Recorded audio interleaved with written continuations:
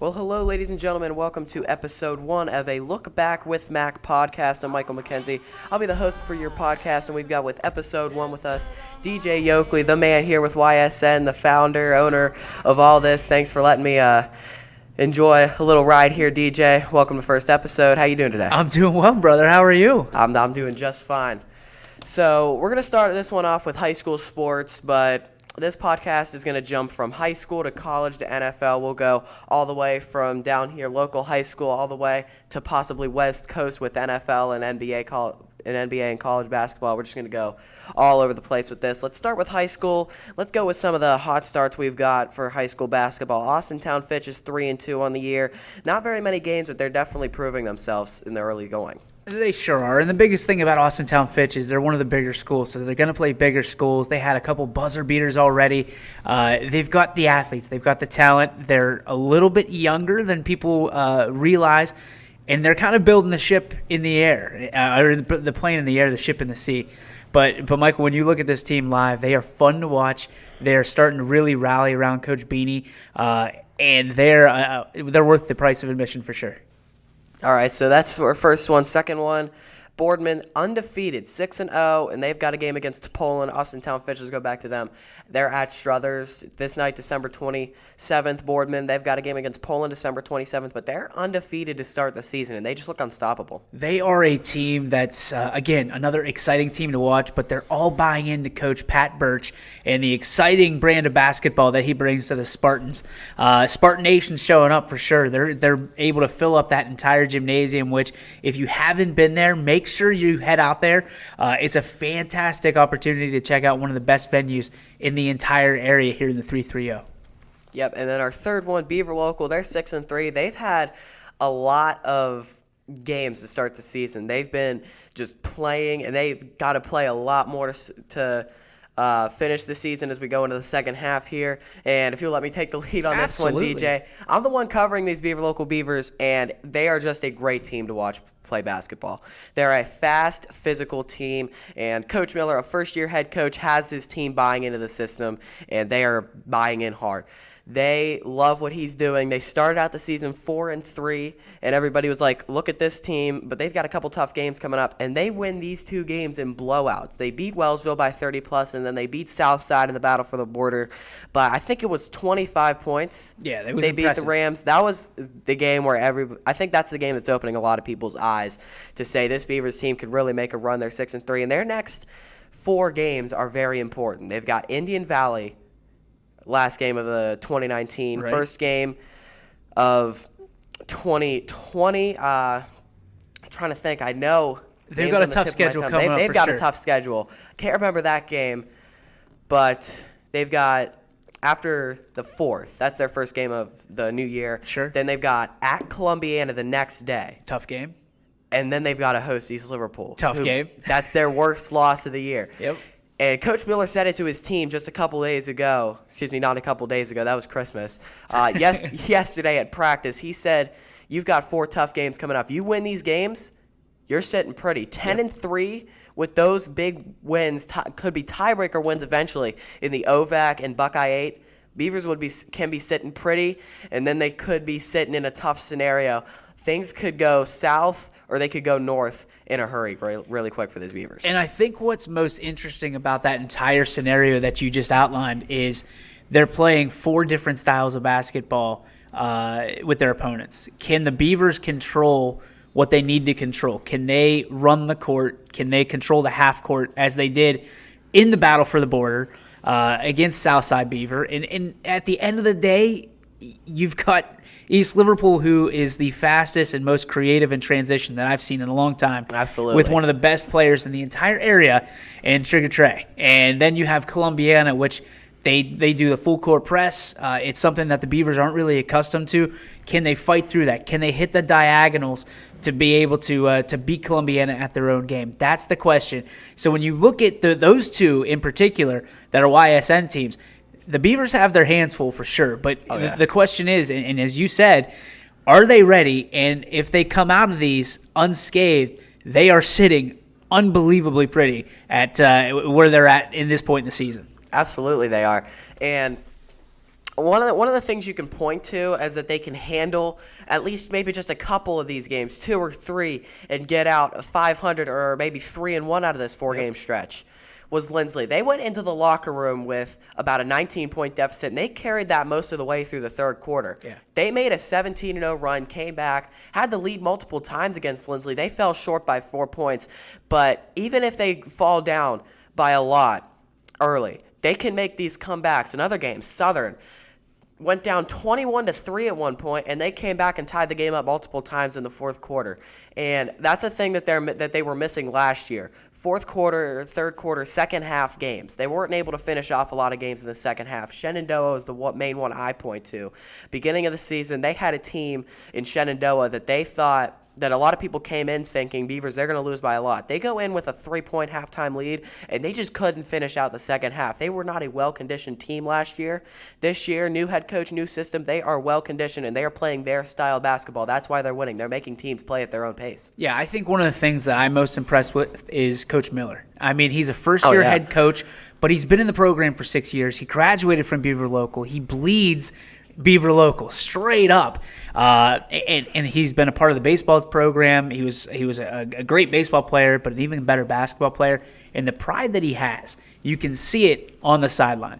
You can see that he is analyzing every play, and he's trying to be a step ahead with his point guard. He's trying to be able to carry that from the sideline, see what he sees, and transfer that onto the court so that way the Beavers can run plays. And they do it so well. And I think there's a new style that Coach Miller is bringing to this area in a very talented southern part of our coverage area. When you look at East Liverpool, you look at Southern, you look at Beaver Local now. They're in that discussion for who is the best team in the area. I mean, you asked before we got on the air, who are the best teams in the area? And I couldn't get out without saying Beaver Local. I was so impressed with seeing them live and what they were up against. And the caliber of team that they are. And I'm talking as a unit, not just as what they are. They're able to change things up on the fly, and their transition game is nothing short of impressive. Yeah, they're that's what I'm saying. They're playing their pace of basketball. When they play teams that are trying to slow the tempo, try to get an offense set up, get that look open, you can't do that against Beaver Local. You have to speed up immensely if you are a slow-paced team, if you want to even keep the pace with Beaver Local. They just create turnovers, and you just look at the other end 2 seconds later, and they've already got 2 points on the scoreboard, and now you're 2 points down early. And that's what they did. Another thing that people underlook, their three-point shooting is lights out. They've got three-point shooters all the way from the 1 to the 5. Yeah, Cheetalk has been one of the more impressive guys in all the area. I have to say that. And probably Absolutely. One of the most undercovered players in all of the area. And a name that most people won't recognize. But at the end of the day, he's got a lot of eyes on him. I'm not just talking about from coverage of us. At the next level, there's people looking at Cheetalk saying, hey, this kid can ball. Yeah, he's great. He can drive. He can shoot threes. And then on the defensive side, I think that he is easily the best defensive player for this Beavers team. He is in your face, just yelling ball. He distracts you. He gets in your head. And then when he's even if he's not in your head, he's still playing defense so far up that you can barely even look around the floor. And then his help defense is great as well. And you need that if you want to play a good defense, especially with a lot of these spread offenses nowadays. You know, I think one of the biggest characteristics of this Beaver Local team is that everybody steps up. A different player steps up every single night. And it's not, they don't know who it's going to be going into it. It's they get the feel of the game, they get the temperature for the situation, and then one person steps up. And that is how the best teams are created. That's how these really talented teams go into the playoffs and do damage, because you're not relying on one guy. You're not relying on two guys. You're able to spread the ball around, but defensively, you're able to really stop the horses on the other side. And I think that's just as important, shooting. And I think that's a lost art. And coaches, being a coach's son, you might agree with me, but this is the biggest thing for me is these kids are worried about putting up their numbers. They want to get 30, and they don't care how many the guy across from them gets. But if you get 30 and the other guy gets 30, you're really got Nothing zero, happens. right? It's zero. It's an even. But if you get 30 and you D up and you lock it down and your other guy gets 5, 6, then you're plus 24-25. And that's what coaches want to see. That's what they want to focus in on, don't you think? Yes, absolutely. And coaches don't even care if you get 10 points. If you allow 2, you got a plus 8-point margin, and that's huge in basketball. Yep. In football, that's only a touchdown and a 2-point conversion. But in basketball, that is at the most at least 3 baskets. Yeah, I think the plus minus is going to get a lot bigger in basketball as we move on. I mean, baseball has become 100% sabermetrics. Oh, yeah. They're looking deeper into the numbers. Football, you're starting to see, even when you see extra points and field goals, you're starting to see on the screen where it was good from. And so as we dive deeper, that's what sports is. You dive deeper into numbers. As we dive deeper into basketball and people get more educated on basketball, you're going to see those plus minuses be a lot more, highlighted. And I think that's the biggest thing, especially at the high school level, is, okay, my kid can do this, but what is he doing defensively? So exciting stuff. Again, welcome to your first show. This is exciting. Thanks, for me, man. This is huge for you. Give the folks at home a little background about you. Just starting out last year, hopped on board with YSN, just kid trying to get some experience, and then, just you guys welcomed me in, and it's just been a fun ride. And for the first time, really, Beaver Local has a really good team that a lot of people want to see. And I mean, boys and girls. Boys and girls, of course. Last year, the girls, they had their share of runs. They went pretty far into the OVACs, past OVACs, actually. They won the OVAC championship last year, and they've got the same goal on their mind. They've got the same agenda to go even farther. And, I mean, it would have been fun to cover at least one of those playoff games, but, the one home playoff game they had was against Lindsley. So I think that was a private school, so we couldn't cover that, right? Yeah, so, something along those lines. But you know what? Things change. We're growing. We're adapting. And, big thanks to everybody, the Beaver Local Administration, for allowing us to, first off, for introducing us. Your dad, the athletic director and head football coach, said, hey, I know a guy that might be able to fill the shoes, and you've done it well, man. You've really been able to bring something new and exciting to Beaver Local, and I know there's a ton of people out there listening to you, and you are the future of YSN. We tell it, we talk about it all the time. My mom listens to you. She never listens to me. She wants to talk about how this young man continues to develop, and we'll see you on ESPN someday. So fingers crossed, but welcome. We're excited. And now we're going to skip into the world of... Let's go college football now. Gosh, this is your forte, isn't it? Oh, yeah, that's a sweet spot right now. Playoff coming up just tomorrow, December 28th, and let's go to the first game, LSU, Oklahoma. Everybody's looking at Joe Burrow versus Jalen Hurts, the Heisman winner versus the runner-up in the Heisman. And after week 2, a lot of people thought Jalen Hurts was going to win that Heisman, and then Joe Burrow just blew us all away. Nobody even saw anything remotely close to what Joe Burrow was going to do this season. Yeah, Burrow's. I think he's a guy that at the end of the day, he's going to be a game changer. He's going to be one of those guys at the next level that's going to shine it up. You see the Carson Wentz, the Drew Brees. He's going to shine the logo. He's going to be someone that the commissioner, Roger Goodell, can hang the logo on and say, this is our guy. But he also has the talent. He is an exceptional quarterback. Unfortunately, he might go to the Bengals. Yeah, he might get the death sentence in Cincinnati. But at the end of the day, it's as Steelers fans, you and I, we sit there and we go, oh boy, our quarterback's getting a little bit older in age. It'd be nice if we had that first round draft pick, and we went maybe 2-14 with both wins over the Browns. At the end of the day, wherever he goes, he's going to be an impact player. I really believe. Absolutely. But I think he is going to put LSU into the championship game because of his talent and the talent around him. I love the LSU football team. I love great. their coached.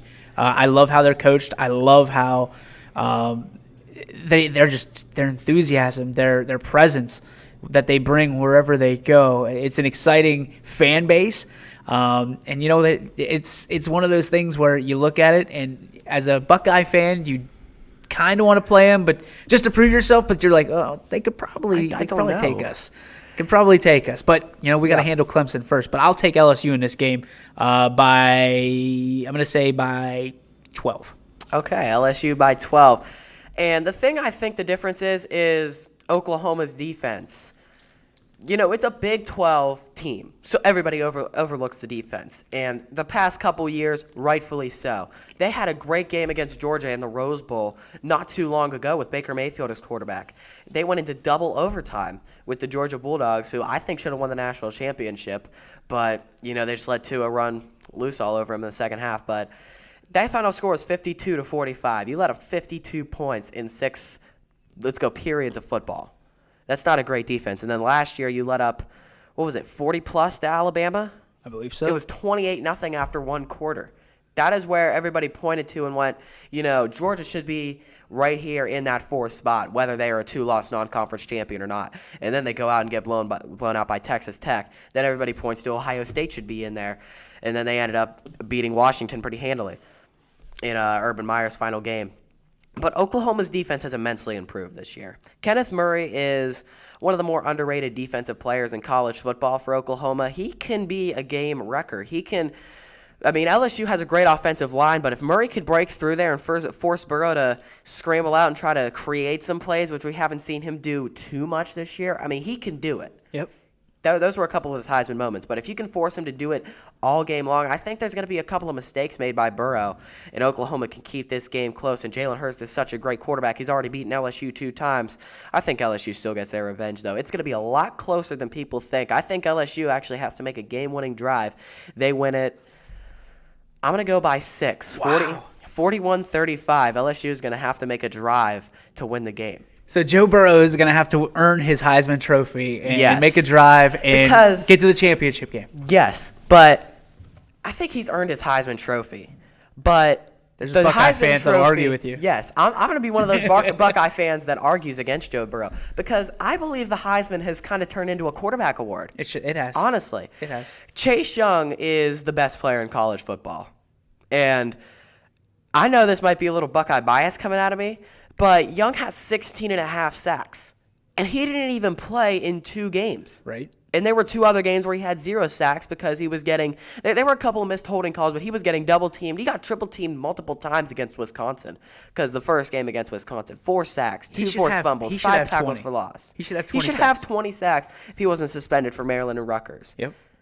There's no excuse. There's always – here's the problem. The NCAA is Big Brother, and they are always going to protect number. I am not an NCAA fan. I am not one that stands by what they do. I think that it's unfortunate that they have to have these rules in place, that they have to go so deep into the letter of the law. I understand why the rules are in place. I understand that they're trying to run an organization. I think that they make more money than they know what to do with, and they've got to continue to kind of dive into that and make sure that they feel in control. It's kind of one of those scenarios where I don't know if you're I don't want to say if you're old enough yet, but you'll find this scenario such as life that you have to give control to some or make them feel like they're in control in order to get what you want out of it, and walk away happy. Whether it's a situation that somebody wants to fight you or somebody wants to, the outcome is you just need to walk away. And at this point, the NCAA has, sorry for the language, they've pissed so many people off. They have, honestly. That the athletes want to walk away and move along to greener pastures, which is the NFL, the NBA, Major League Baseball, minor league baseball, anything. But they're losing control slowly but surely. Now they're paying players. They've got to pay players to keep them going, honestly. And I think that the thing a lot of people point to, other than like Chase Young or James Wiseman being suspended for those games, he was initially ruled ineligible for life just because Hardaway helped him move when Hardaway was still a high school coach and Wiseman was still a high school player. Hardaway didn't know he was going to be a Memphis head coach. Honest question. You ready for this? Yes. Putting you on the spot. Do you think the NCAA will be here in 10 years? In 10 years, yes. In 20? No.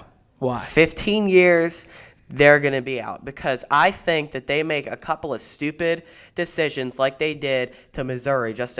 How long ago was that? That wasn't too long ago. No. Against Missouri, that decision that they made.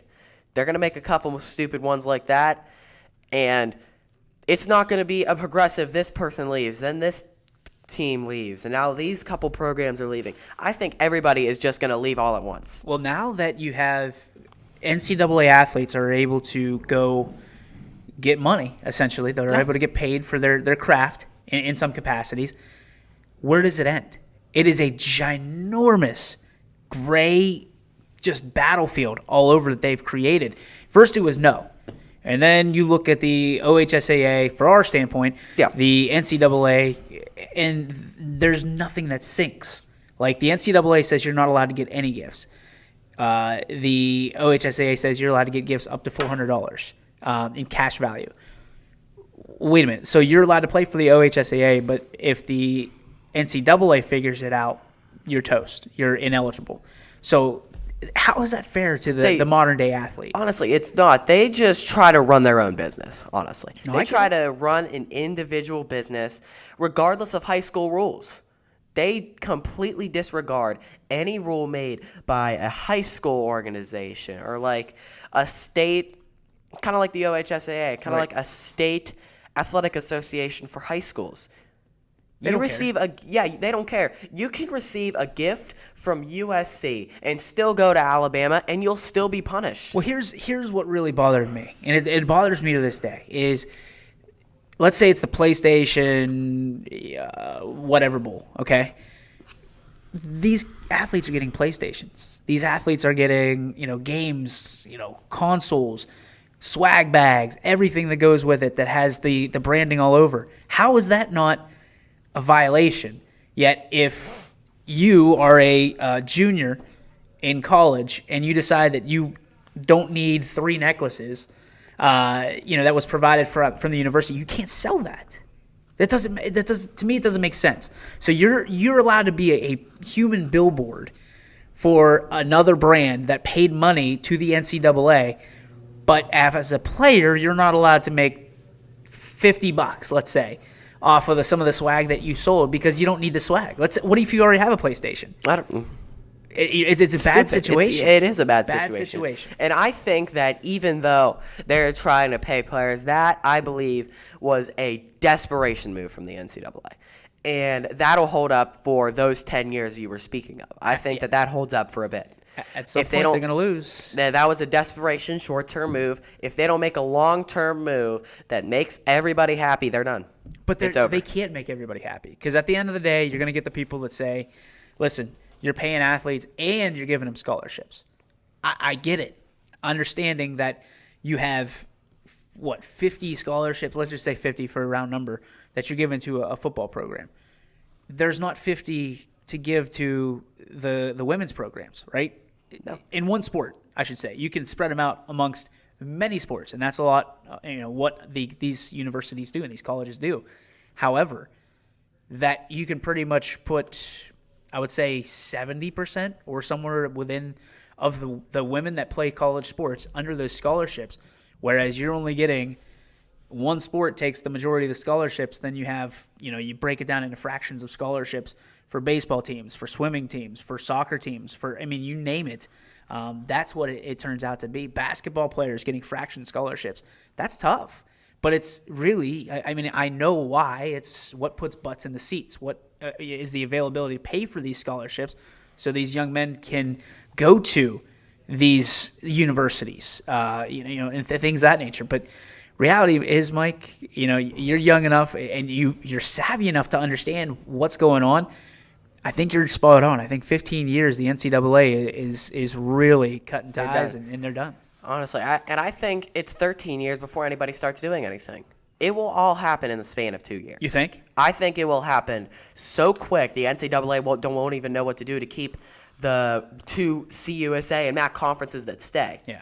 I think that people leave in bunches. Interesting. Conferences and schools will leave in bunches. And entire conferences will break off at the same time. I think that... What happens then? I don't know what happens, honestly. Because the NCAA has all the control over the bowl games. They have all the control over who goes where. What happens when the bowl committee cannot get, let's say that the Big Ten, for instance, decides that they're not going to be regulated by the NCAA anymore?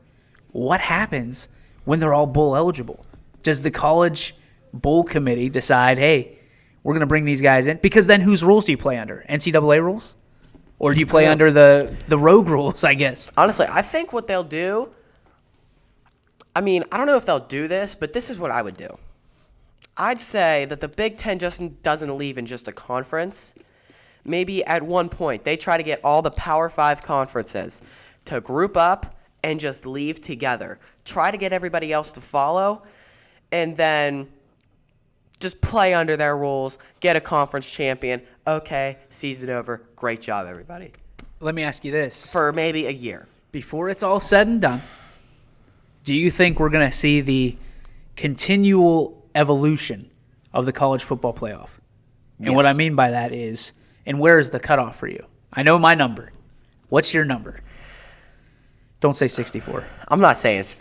Heck no. Barely have 64 teams that I want to play in bowl games. Well, I think my cutoff is 8. that's my cutoff, too. That's my cutoff. Because with 8, then you allow the discussion, if it's not already in play, to give the 5 conference champions automatic bids. Yep. Every single one. And And then you have 3 at-large bids, and then people are arguing that one of them should be a group of 5 team. Like, where's the cutoff to who gets guaranteed or not? I think it should be the 8 best teams, whether you put in 3 Big Ten teams over a 3-loss Pac-12 champion. I think that it should be the 8 best teams no matter where conference they come from.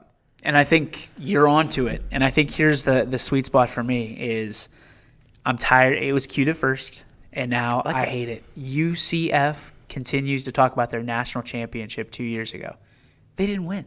They weren't in the championship game. And that's like, I mean, that would be like a D3 school saying that we're the national champion because they won D3. Listen. It's not. It's a different ball game. You Honestly. play Power 5. Listen, Power 5s have gone down. I get it. But the reality is, you want to play with the big boys? Get in their conference. Get in their conference. They're only trying to schedule them in non-conference. That's what these teams are doing. They need to get in the conference, and then they'll have to be scheduled by all these big teams. And I don't think the SEC would. I mean, who knows? The SEC wouldn't take them in. But even if you just go to the Big 12, you go conference champion in the Big 12, that's enough to get you in the playoff, depending on how many losses you have. Absolutely. Absolutely. I mean, and the Big 12 is one of the weaker conferences right now. You know, It is, honestly. For a It's an while, they were offensive field strong. conference. They were strong. Offensive field. But now they're one of the weaker ones. I would say 3, maybe even 4 in my book. And when you look at it, I mean, I'm a Big Ten guy first. Big Ten's always going to come first. Oh, yeah. But, you know, I think the SEC, you got the SEC lovers out there. And, you know, at the end of the day. SEC deserves credit. They do. A lot of credit. But without Alabama, what do they got? I mean, yeah, without Alabama, they have to build brand names again. I think the dynasty is slowly coming to an end. Once Nick Saban leaves, it goes down. Nick Saban is such a good recruiter that it will never come to a complete end until he leaves altogether. Here's the crazy part about this dynasty. Both Alabama's and the New England Patriots dynasties are on the same timeline. Oh, yeah. How crazy. I mean, and they're both the most hated teams because of their winning, because of their dynasties. Honestly. And now they're both true. They're both on the flip. Now they're both, you know, I don't think the Patriots are they might not make it out of the second round of the NFL playoffs. It just depends on who they play first round. If they play the Bills, they've already beat them twice. Mm-hmm. I think they got the Bills beat. But if the Chiefs and the Texans win, whether you're playing at Foxborough, the Texans handed it to the Patriots. Whether it was 28-22, they got 2 garbage time touchdowns. The Texans beat the Patriots into the ground. Yep. The Texans play the Patriots again. I don't care if it's in Foxborough. They will not allow a single garbage time touchdown. They're going to win by more, even if it's in Foxborough. Yep. But if you play the Bills or the Steelers or the Titans or the Raiders, whoever gets in that final wild card spot, I think you got an easy road to the AFC Championship. Who is and now we're moving on NFL for those who haven't Actually, been following along. Before we go to the NFL, we should probably go our Ohio State Clemson picks. I think this is easy. This is very easy, but what's the matchup to watch in your mind? I've got Young versus Lawrence in that offensive line. All day. All day. All day. And that's what it's going to come down to. I mean, there's the Clemson people saying there's no way we lose to Ohio State. Ohio State people saying there's no way we lose to Clemson. However, it's going to come down, in my mind, to one matchup. It's going to come down to Chase Young. Oh, yeah. And if Chase Young is able to give headaches. But here's the other thing. The reality is it's not that matchup that we need to be watching. It's the matchup on the other side.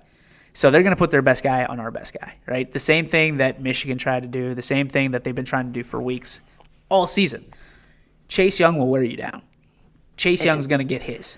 The question is what's going to happen on the other side. What's going to happen in the defensive backfield whenever Chase Young starts getting to the quarterback? So when he starts getting to him and he's rushing the throws, that's where Ohio State's at their best because the throws are shorter, the throws are longer, put a little bit too much, a little bit not enough, and all of a sudden the guys in scarlet and gray are flying all over the field like a bunch of F-15s, and that's what they look like. They swarm to the football like no team I've ever seen, Michael. And at the end of the day, that's what's going to make or break this game is if the defense could get it done. Again, let Chase Young get his, but you've got to stop the other 10 guys on the field. And as far as the offense, man, I'm a little nervous. I am a little nervous. Fields has been up and down. But the thing is, the one thing I'm not too concerned with on the offense is Isaiah Simmons. No. Isaiah Simmons is a linebacker who isn't a rusher. He's a defender. And you don't put Dobbins in the slot a lot. So he's not going to be covering Dobbins. He's a slot receiver guarder. You want to know who they put in the slot? KJ Hill, leading wide receiver in receptions in school history. Yeah. I don't care who the linebacker is. KJ Hill is going to He's going to destroy you. Yep. He's going to destroy you. And if you can find KJ Hill quick enough, you won't need to run because KJ Hill will do it for you. And on the defensive side, it's a matter of when Chase Young gets there. Because if he waits till the second half, even if Lawrence is rushing his throws, he is going to be dropping dimes. He said that. He needs to get the pressure early so that Lawrence gets scared early and he's not making those throws. And even if he does make those throws, Okudah, Wade, Fuller, Arnett, they're amazing. Do you think like wet blankets on receivers? Do you think that we use the rushing to open up the passing, or vice versa, to start this thing off? I think it's going to be using the rushing to open the passing. JK? Yes, JK all day. JK all day. I love it, and that's going to be that's exciting for me. It is. I love the way he runs. I think he's better than Zeke. Yes. I think, in my humble opinion, he is better than Ezekiel Elliott. Well. On his best day. On his best day. He is not consistently better. Where he's consistent is in big games. 200 yards against Michigan. 162 against Wisconsin the first time against Wisconsin. And I think, who was the other big game we had? We had 4 in the regular season. We had Michigan, Wisconsin, Penn State. Would Michigan State fall under that category? Yeah, let's throw Michigan State into that category. So he had 162 against Wisconsin and Penn State, then 153, I think it was, against Michigan State. He shows up in big-time games, and it depends on how he does in the playoff. Ezekiel Elliott, 232 rushing yards, I think it was, against Bama, and then 201 in the national title against Oregon. Yeah, don't get me wrong. Zeke is great. Zeke's a freak. But at the end of the day, J.K. Dobbins he did all his damage when Fields couldn't get it done. Yeah. Fields was not able to open up the field for J.K. Dobbins. He had people stacked in the box, and they said, bring it. J.K. Dobbins did. And you can't have that without an offensive line. So pat on the back to the big boys up front. Absolutely. They have been outstanding. And Jonah Jackson was such a great addition as a grad transfer. Yep. Now, the thing is with J.K., the reason he, I think, could be better than Ezekiel Elliott is because you have Justin Fields at quarterback. Yeah. Because with Kordell Jones and JT Barrett, second and third stringers, you automatically throw all your attention to a running back, especially when it's a guy like Ezekiel Elliott. Yep. But when you have J.K. Dobbins with Justin Fields and Dwayne Haskins as his quarterbacks, you got all attention on the quarterback now, which opens all the field for J.K. Dobbins to run, which is why he looks at times better than Ezekiel Elliott. It's just watching these guys go. If you put them side by side, similar, in my opinion, similar running backs that both get the job done. But I think JK's got a little bit more flash. And not that Zeke doesn't want to put it down. JK will come at you. Like, he runs at people just for contact, which is impressive to me. I love those backs. Score prediction. We all know we're picking Ohio State. Score prediction. Oh, man. And what does it come down to? I'm going to go 38 to 20. Wow. 18 points. Yeah, and here Okay. I haven't. I can see that. Clemson's coming off a championship season. Okay, they've been there before. We all know the adage. Oh, the bright lights don't affect. Listen, they've been there before. They're playing the Buckeyes, and this is the hungriest Buckeye team I've seen since the first time. I mean, I shouldn't say when a couple years ago when Ohio State won it. Because they are the underdogs. Whenever they were picked number 2 seed, It's automatic that Clemson's the underdog. It was no. I'm saying Ohio Like State. what in seeding, but when you get put number 2, Yeah, I mean, especially Ohio State when what deserved you to did be against number 1. Wisconsin, And they were just slamming teams. I mean, they were on purpose. They were slamming teams, and of course, they it's on could have purpose. easily beat Michigan 63-20. Exactly, but it comes down to me is the chip on the shoulder right here on Ohio State. And everybody says Clemson has the chip on their shoulder. Ohio State, even if Clemson has a chip, Ohio State's chip is so much bigger. Clemson is the favorite in Vegas. Clemson is being picked by 99% of analysts. I think the only person I've seen pick Ohio State is Joey Galloway, who went to Ohio State. There it is. Where's Kirky on this one? Where's should be backing up our Buckeyes. I don't think Kirk's allowed to pick because he's calling the game. That's true. But I think he'd pick Clemson, honestly. I don't firmly know. believe he'd pick Clemson. I don't know. That'd be His kid would pick interesting. Ohio State, but I think he'd pick Clemson. What's your score? I got a 38-34. Ooh, High-scoring game. I think that that's a fun game. it's a fun game.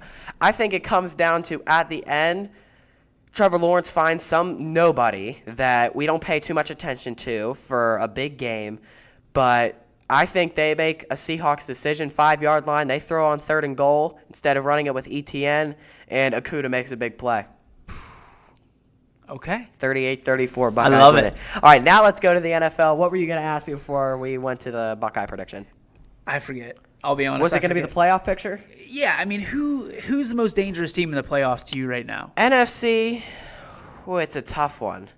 I mean, you got 4 teams that could easily make the Super Bowl. Did you hear the rumors this morning? About AB? AB. AB. Let's talk about that after the playoffs. I really don't. Okay. Let's finish with that. Your most dangerous team in the NFC is? I mean, you got the 49ers, Packers, Saints, and Seahawks. I think that Marshawn Lynch and Robert Turbin are not going to come back the same. Okay. I think that the Saints, even if they do get AB, they're still a little vulnerable on the defensive side of the ball. Okay. Even if they got Cam Jordan on that on the defensive line, who's been phenomenal all year, they're still a little vulnerable in that secondary. I mean, it that has Von Bell and Marshawn Lattimore. Yeah. There's just so much weapons on every other team. I like how you're leading And I up to think this. that the 49ers, Jimmy G hasn't played in the big moment. He's Right. played in some moments, not the big moment. And Right. they're going to have home field, I think. I think they're You going to get think? the 1 seed. They're going to get revenge on the Seahawks. Okay. They're going to get the 1 seed. I think it's still the Packers. Really? I think Aaron Rodgers has a little bit left. Oh, no. And I hate to say it, but Aaron Jones, he has been fantastic all season. Touchdown machine, running all over defenses. oh, Man, no. and he has been he's been valuable to my fantasy team all season. Whoa, there's the bias right There's there. a little bias. There's the bias. But Green Bay's defense has been stopping teams all season. But they're not going to be at Lambeau. They're not going to be at the Frozen Tundra. They have a chance. I think they could still be at the Frozen Tundra. No way. But it's not impossible. They're sitting at the 2 right now. Right. All they got to do is win and have the Seahawks beat the 49ers in Seattle. The Seahawks already won in San Francisco. There is a very good chance Green Bay gets the 1 seed, and there's a good chance they get the 3 seed. I mean, they play Detroit, so I don't think they're going to lose that game. Where's New Orleans sitting? They're New sitting at Orleans 3? is sitting 3 right now. That's crazy. Bad loss to San Fran, and I think they had another. I don't know. I do know San Fran is sitting a pretty good one right now. I think that the most dangerous team in the NFC is going to be the sneaky good Green Bay Packers. Their offense is just so unpredictable. Matt LaFleur has come out of nowhere to make this Packers team another Super Bowl contender. See, I think they're back to 2013 status. they've had Aaron Rodgers. You know, They've had Aaron Rodgers. And this season, put up for the first time in Packers history a perfect passer rating. Yeah. This dude is like 35 years old. How old is he? And he's still putting up these numbers. Video game numbers. And he didn't play the first couple years. Remember that? He was No, under he Favre. didn't. He was under Favre. I think that this Packers team is going to be the most dangerous in the playoff. And if they play at the frozen tundra, I don't think it's even going to be close. Packers make the Super Bowl. If it's at San Francisco, watch out. I think the 49ers get back there. See, I don't think that they're that dangerous in San Francisco. I don't think that's a home field advantage for them yet. Because they are the casual sports fan in San Francisco. And listen, I love San Francisco. One of my favorite places in the entire country. However, they are the casual sports fan that comes to the games just to be like, this is super. This is great. You know, it's nice that we have a team here that's not called the Golden State Warriors. It's Dub City. It's not Gold City. And it's not the, Joe Cool's San Francisco 49ers. This is Jimmy G. And while I love them, at the end of the day for me, it all comes down to where is the most dangerous place to play. And Frozen for me, tundra. See? It's got to be Green Bay. I don't know. I don't. Are you going to say Seattle? Seattle's a dangerous place to play. And I've been to Seattle, and it is. Oh, man. It is the craziest So stadium. loud. It is so loud. But New Orleans? Wow. Listen, if somehow New Orleans is able to get a home game, They're getting a home game. Well, what I'm saying is, if they somehow finagle their way into home field advantage, look out. Because look out. Drew Brees is having a magical year that is under the radar. I mean, the all-time leader in touchdown passes. I mean, you look at that and you go. And he went 29 for 30 in that game, too. And that's going to go, again, under the radar because he's Drew Brees. He's not Tom Brady that we're sitting here, shaking pom-poms for and getting all excited. Yeah. He's not my favorite quarterback of all time like Peyton Manning is. Okay. But I'll tell you what, Drew Brees continues to get it done. While everybody, it's one of those, you look over here while Drew Brees is doing the magic over here. He does it underrated. He still gets out in his community, which is why I love him, why my wife loves him. But on the football field, the dude, to me, and this might shock you, if there's 30 seconds on the clock and I'm starting at the 1 yard line, that's the quarterback I want going 99 yards. Absolutely. I'm not disagreeing. I like you. Aaron Rodgers. Aaron Rodgers is based on a lot of dazzle and magic, right? His Hail Marys, his throwing off of one leg like A-Rod, the other A-Rod, I should say. At the end of the day, his stuff is based on a lot of luck and less of the skill level. Drew Brees will lead you down the field and will score on you and then shake your hand after the game. So, all right, let's flip over to AFC. Your most dangerous AFC team. I hate to say it, but it's not a question. It's the Baltimore Ravens. Oh, see, I don't think anybody else is more dangerous. Tom Brady's washed up. I think Brady is washed up. You put him and Mitchell Trubisky in a blind resume. And No way. Yes. Oh. Mitchell, if you put them in a blind resume, he has similar numbers to Mitchell Trubisky. Are you going to do the Pepsi challenge with Tom Brady? That's what you're telling me right now? Do you remember the Pepsi challenge? I wouldn't do the Pepsi challenge with Tom Brady, but his numbers have severely fallen off from GOAT status that he's usually at.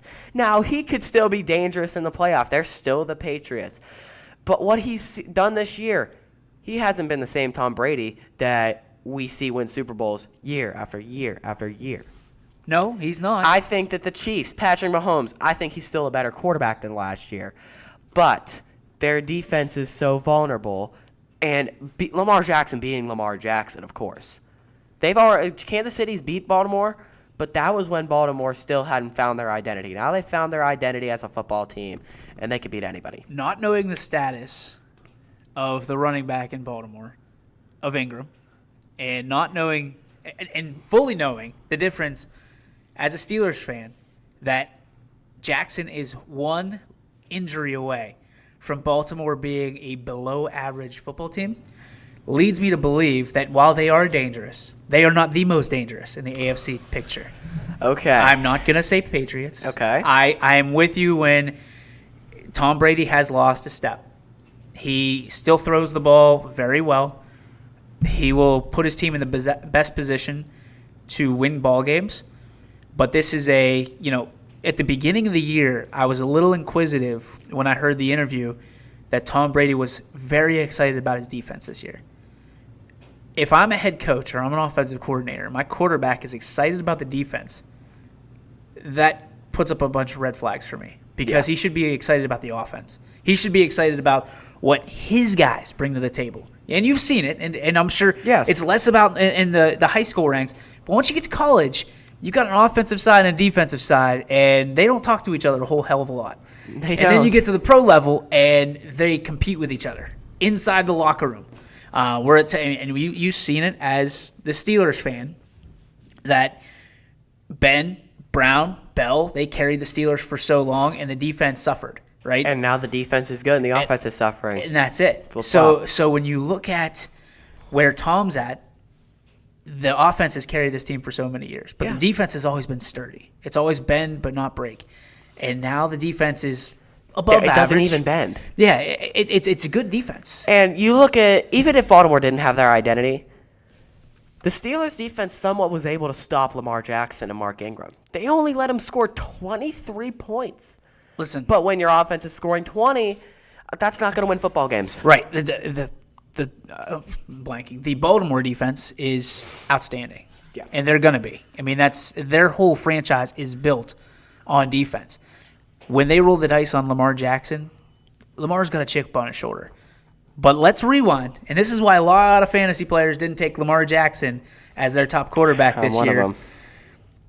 Rewind to the San Diego game last year in the playoffs. Lamar Jackson folded. He didn't show up. And non-existent. When you isolate him, when you ISO him, listen, he's going to get his numbers running. Take away his passing. Take away his passing. Make him beat you with his arm. That's how you're going to win. You're going to compete with him. He's going to get his numbers. As long as you can stifle the man a little bit, keep him from running 10 yards at a time, you're good. But there are so many. I mean, you look at what they should be doing is going back and looking how to beat Michael Vick, and then basically flip-flopping it and say, okay, this is how you beat Lamar Jackson. They are the same player. I don't care what anybody says. Those two are the same player. If Michael Vick can be defeated, so can Lamar Jackson. Yes. My most dangerous team. You ready for this? I think I know who it's going to be. Who? Houston Texans. I like the Texans. They're not the most dangerous team. Oh. I'm sorry, not Lamar. Who is it? Deshaun Watson's still a two-faced quarterback. Okay, yeah, he is. Give it to me. Tennessee Titans. Wow. They're not even going to – okay. Tennessee so you Titans, think they're getting the last playoff spot? I think they're going to get it. I think the Ravens want the Steelers to get in.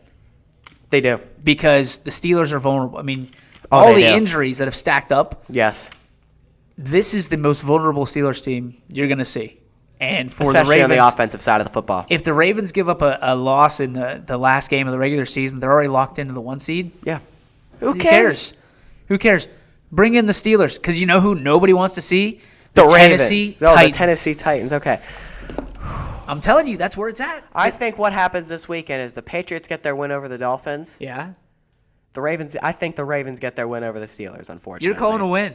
I'm unfortunately calling a Baltimore I'm calling a win, too. For Baltimore. I'm calling a win for Baltimore. I don't think Rodgers can make that late. No Pouncey. Time drive. No Pouncey. And then on the defensive side, I don't even know Bud Dupree's status. Right. James Conner's status is in doubt. Right. You got Duck with Paxton Lynch behind him, and then possibly J.T. Barrett. You love that, though. I love J.T. Barrett being on the Steelers. I have to say. Are you going to be like the one guy that gets the J.T. Barrett Steelers jersey? Yes. If he ever plays, I'll get that J.T. Barrett Steelers jersey. But I'm calling the Baltimore win. I think Houston gets their win over – who is it? Tennessee. Yep. Houston gets their win over Tennessee. So that's 1, 2, 3 results. I think the Colts beat the Jags. They should. And the Raiders beat the Broncos. You know what that adds up to? An Oakland playoff appearance. I think Oakland gets it. I don't. I honestly think it's very likely. All they need is the Patriots to beat the Dolphins in Foxborough. Patriots to beat the Dolphins in easy. Foxborough. That's easy. Now let's go up the ladder of easy to hard. Colts over the Jags. That's not that hard. In Indy, that's not hard. You've got Texans are in. But why? Because they still have a shot to play for the 3 seed. What's their record? Did they lose last week? Because I think that they don't have the tiebreaker over the Chiefs. they don't have the tiebreaker over the Chiefs, so no. But they still have a chance to play for the 3 seed. I think Houston rests them. I think Houston rests their guys. Nope. I think they play them. I just don't think they have enough to play for. I think a 3 seed is immensely more important than the 4 seed because would you rather play Baltimore at Baltimore or New England at New England? Wait a minute. Wait. They gotta. If they're the 3 or 4 seed, they've got to get through the wild card first. But I mean, if you got to be thinking ahead though. But I mean, if you're thinking somewhat ahead, think somewhat ahead. Let's do that for a second without any skepticism. Okay. 3 and 4 seeds win. You're at the 4 seed, you got to go play Baltimore. If you're at the 3 seed, you got to go play New England. If you're Houston, you've already gotten your heads pounded in by Baltimore at Baltimore. That's why they call it the wild card. Nothing is taken for granted. How many times? I mean, you've been in love with a Steelers team where the 6th seed has won the Super Bowl, right? Good teams. That Tennessee Titans team is led by a guy that used to play for the Patriots. He coached under Bill Belichick.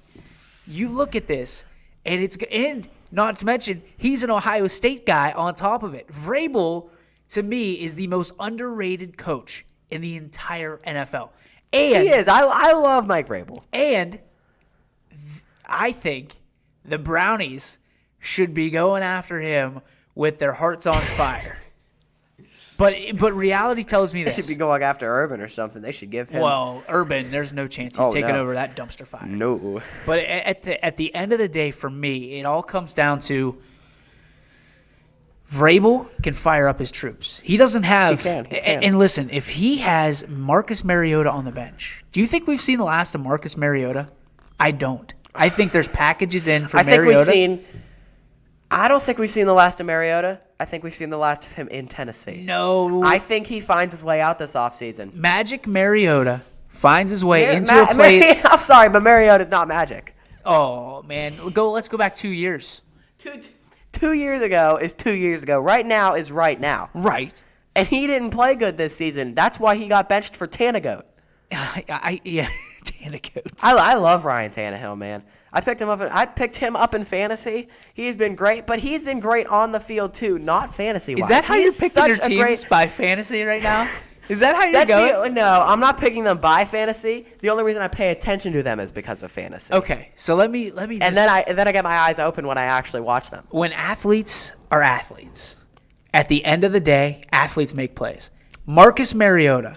He can make a play. He hasn't proven it though. He has proven it in the playoffs, in big stages against Kansas City, who was supposed to win the Super Bowl that year, or at least go to Super Bowl. So when you look at Marcus Mariota, their defense, the right matchup is going to present itself, and you're going to see Marcus Mariota. This playoffs, we're going to see Marcus Mariota. You're going to see it because what do the Titans have to lose? They have nothing. The Super Bowl, but they're not in the Super Bowl. They're going to be. I think then the wild card.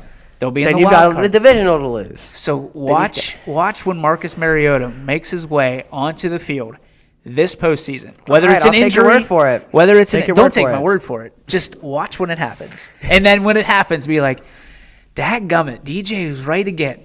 So I will be right. I think he's going to make a big impact in a game that is going to make the 24-hour news cycle for 48 hours, because now he's going to increase his draft stock, his trade stock, his trade value. He is finding his way out. I think we both agree that. Oh, absolutely. He's finding his way out. And I would not be adverse to having him find his way into a Steelers uniform. I would bring him in. I'd be okay with him backing up Roethlisberger for a year or two. Oh, yeah. I mean, I think we've all succumbed to the Mason Rudolph is not the future of the franchise. Ooh, so and Duck Hodges is not either. The future of the franchise. So I'd be okay with it. I think Hodges is a career backup. I think he's going to be a third-string quarterback, practice squad guy. He had his time in the sun, and now he is done. Once they got a little bit of tape on this guy, he's just an average quarterback. No. I've got a friend that worked at YSU that said this guy was not even impressive when they played Youngstown State. How he made it to the Pittsburgh Steelers is just based on his numbers. And that's when I like Duck, but I think at the end of the day, he's just going to be one of those average QBs. And I know that a lot of Browns fans are going to not like this, like Baker Mayfield. Average QB. Too much hype around him. Great commercials. Terrible quarterback. That's the truth. He is a terrible quarterback. I don't like that. I honestly picked the Browns to win the division because Mayfield, I hate it. You can walk off the set right now. I'm going to. Okay. But you come into the year knowing Ben is on some of his last fumes. He's towards the end of his career. He is. You still had questions on the defensive side coming into the season. And with AB and Bell leaving, there was just questions all over the field for the Steelers. With the Ravens, nobody thought Lamar was going to put up the numbers he was. And their defense is good. Who? Cleveland? No, Baltimore. Oh, yeah, they're good. Baltimore's defense is good. But when into a huge challenge, they're not phenomenal, but they're good. Right.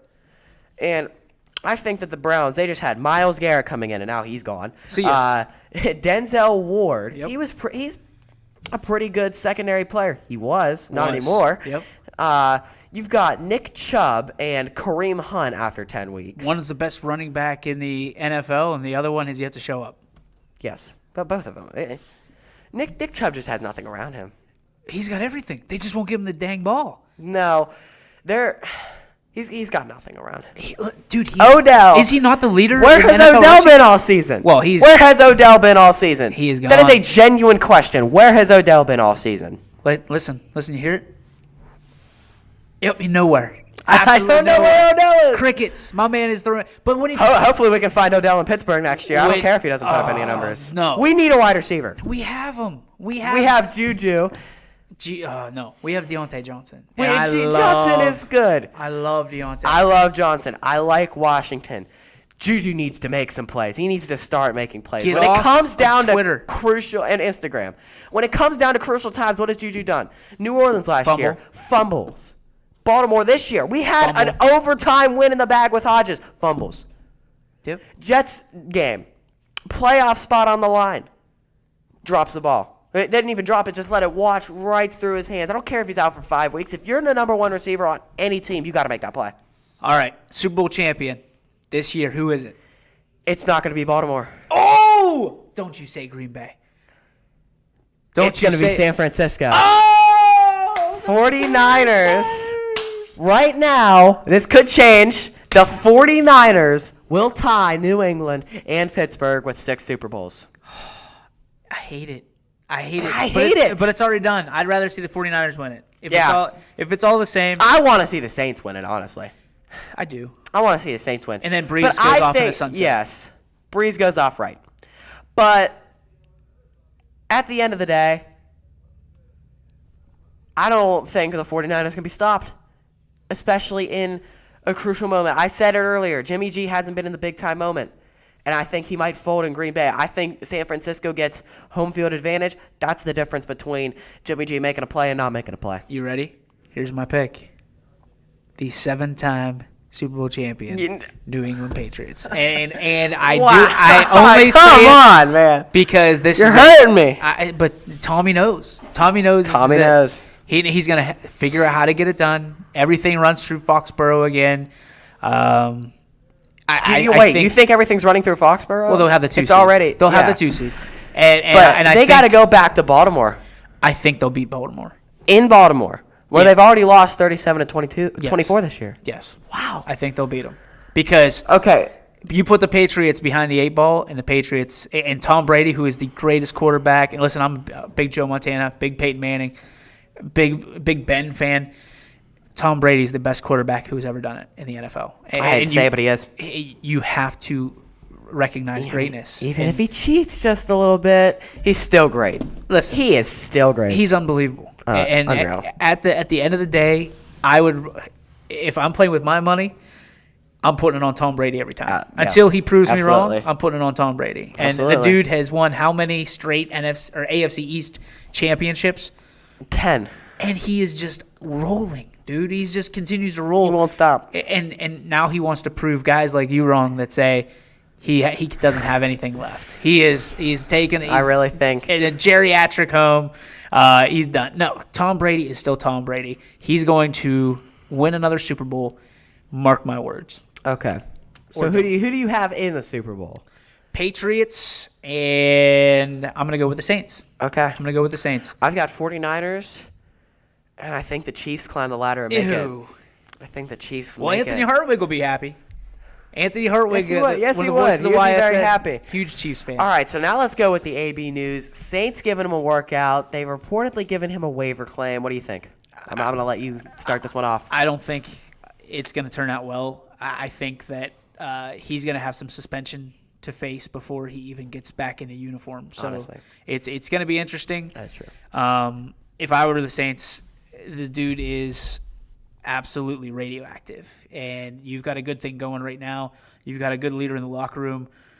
Learn from the Steelers. Learn from the Patriots. I mean, listen. Don't sign him. If Tom Brady doesn't want anything to do with the Cat, yeah. I mean, the Raiders are the Raiders. Straight cut him. But what did they spend to give him? Wait, never mind. The Steelers. That's a bad question. I expected to say that a lot. They gave up a third and a fifth. That's nothing.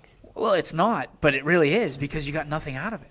You got absolutely nothing out of it. It is. So you're getting AB was a 4th-round pick. I thought he was a 6th. Was it 4 or 6? Well, he calls himself the greatest 6th-round pick of all time. Well, there it is. And then Tom Brady's drafted in the 6th round too. So I think he needs to retract that statement immediately. Yeah, I think retract it immediately. AB always, and that was his thing. He's always played with a chip on his shoulder, and he's a great receiver. Don't get me wrong, but at the end of the day, Tom Brady's the GOAT. He is. He is the greatest of all time. AB could have been. I think still could be. But shut your mouth. That's what it comes down to. Yep. Be quiet. Let your actions do the talking like you have for so many years. He even posted the waiver claim on his Instagram story and then took it off. I don't think they pulled it. I don't think they used a waiver claim on him. Okay. I really don't. I didn't see anything official. I just saw Yahoo say that it was either an official workout thing. Did you see it too? I saw it was a workout. Okay, it was a workout then. We'll go with that. But the Saints, they do desperately need a second decent wide receiver. Michael Thomas is doing everything. Give the man a break. What more do you want him to do? There's a guy out there. I forget what he usually throws up the X. Whenever Dez Bryant. Well, the Saints already tried Dez Bryant. Well, he got hurt. I mean, you can't be mad because he got hurt. But they already tried out Dez Bryant, and that clearly didn't work. Let's save the X for the Steelers. You want Dez Bryant on the Steelers? I want somebody. Dude, you're like... Somebody! You can tell you're a Pirates fan because you like that scrap heap. You just picking people off that scrap heap saying, hey, Dez Bryant. No. Honestly. That's what we need. Steelers need to go in the draft. They've had the last 5 years be the offense or the defense. Yeah. Now it's time to flip the page, get some parts for Big Ben. The defense is set. I mean, you're going to lose a few guys this year, but... get the offense. Don't go scrap heaping for pieces. And I think that what the Steelers could do is try Ben one more year. Give Ben his last ride. Oh, he's getting it. Trust me. Give Ben his last ride.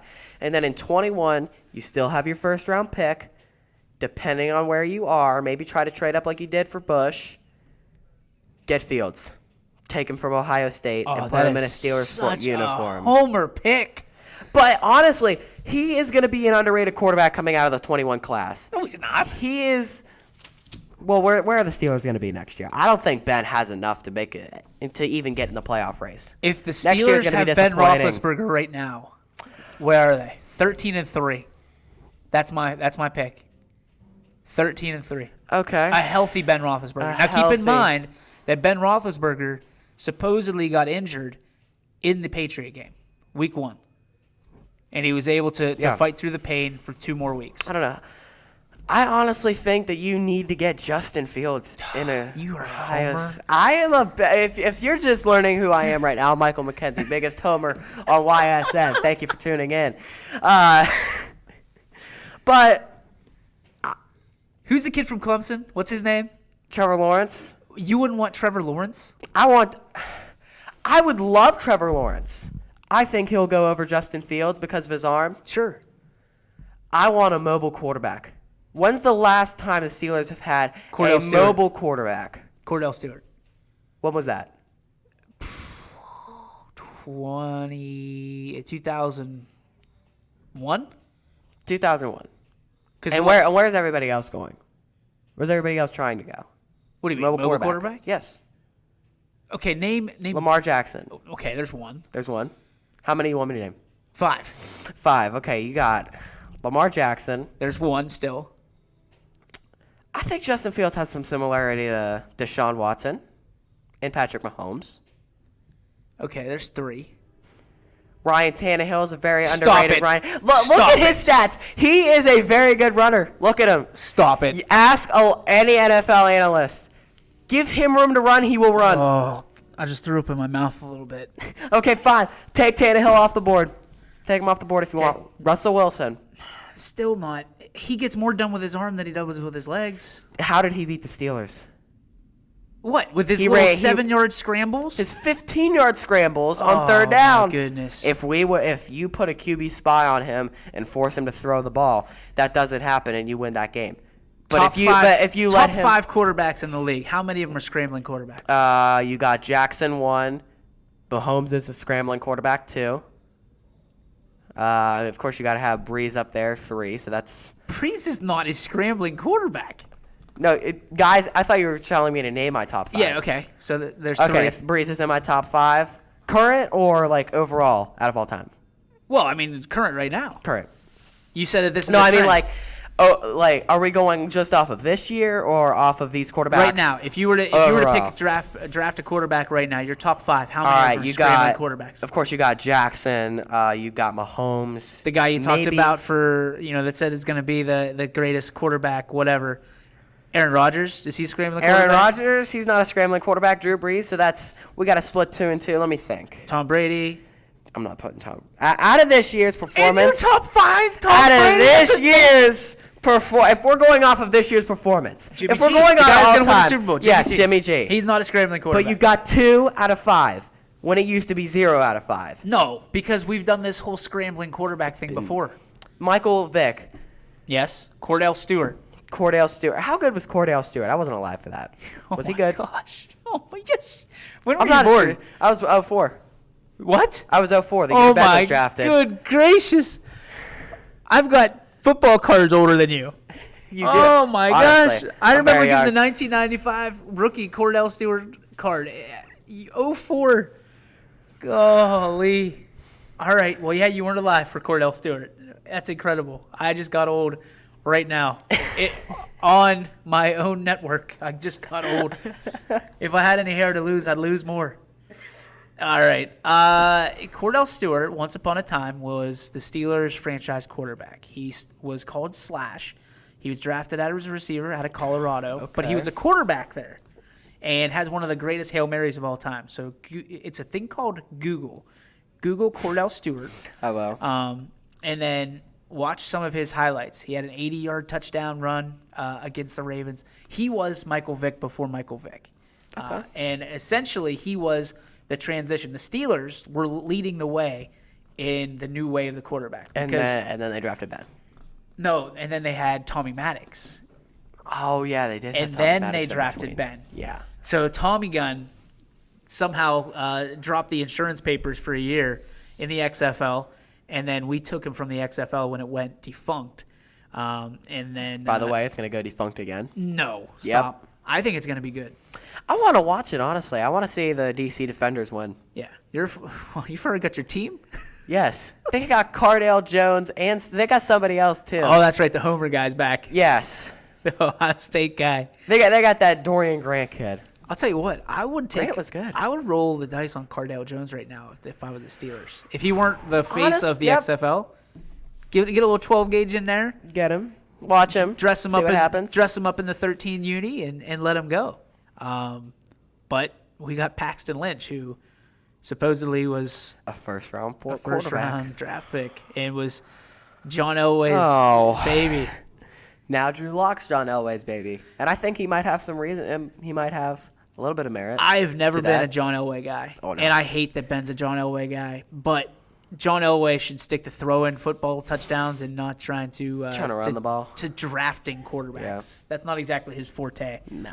Just keep in mind that he didn't want to go to Baltimore. So, dude, your first one's an hour and 10 minutes. How about that? Wow. First podcast. That's how it's done. Didn't even think we were going that long. How'd it go? How do you feel?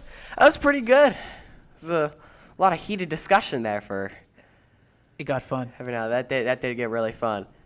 Well, let's put a bow on it. Let's get out of here. What do you All say? right. Thank you for listening. First episode of A Look Back with Mac here on December 27th. Playoff coming up. Make sure to tune into that and the NFL playoffs so that you know what's going on for the next episode. Thanks for tuning in, and until next time, I'm Michael McKenzie signing off with DJ Go.